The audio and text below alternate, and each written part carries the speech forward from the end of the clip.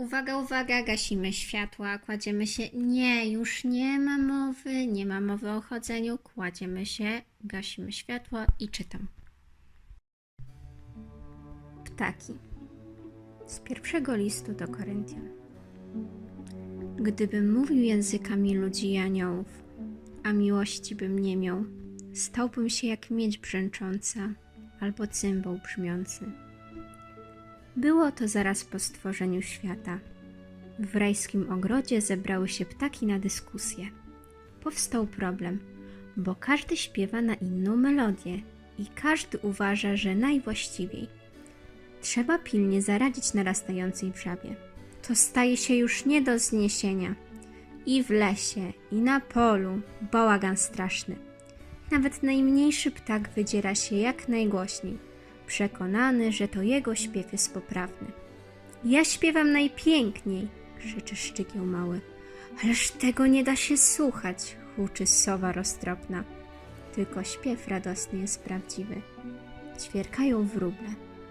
A właśnie, że my śpiewamy najlepiej, kęgają gęsi. Musimy w końcu coś z tym zrobić, wrzasnął paw nadęty. Król wszystkich ptaków, orzeł srebrzysty, odezwał się rozsądnie. Moi drodzy, ptasi przyjaciele, zawieźmy na chwilę tę zażartą dyskusję. Zbiję się wysoko i z góry spojrzę na tę zawiłą sprawę. Może w ten sposób osiągniemy konsensus. Ptaki zgodziły się na propozycję orła, więc ten poszybował w niebieskie przestworza. Kiedy był już bardzo wysoko i daleko od ptasiego gwaru, przyleciały do niego dwa białe anioły. O Boży przyjaciele, co śpiewacie w chórach anielskich? Jakie śpiewy są najładniejsze? Radosne czy smutne?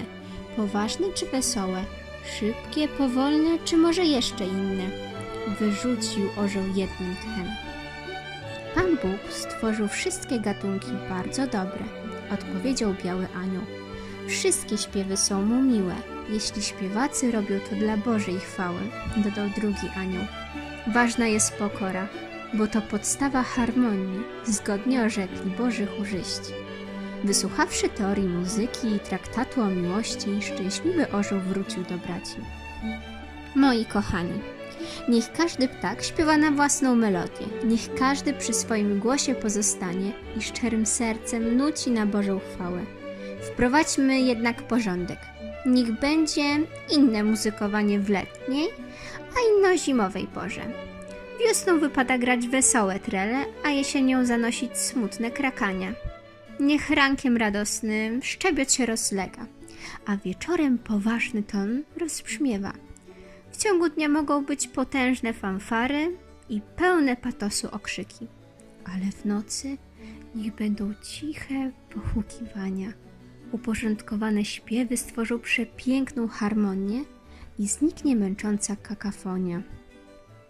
Takie postawienie sprawy jest bardzo mądre, stwierdził zasępiony dotąd sęp.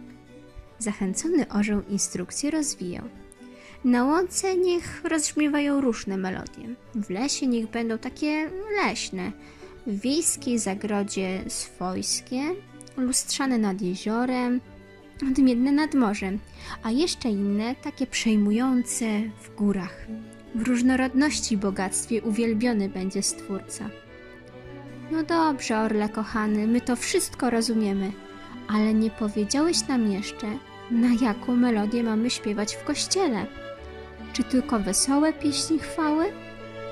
Zapytały ptaki. W kościele? Tego wytłumaczyć wam nie umiem, bo anioł mi rzekł po łacinie.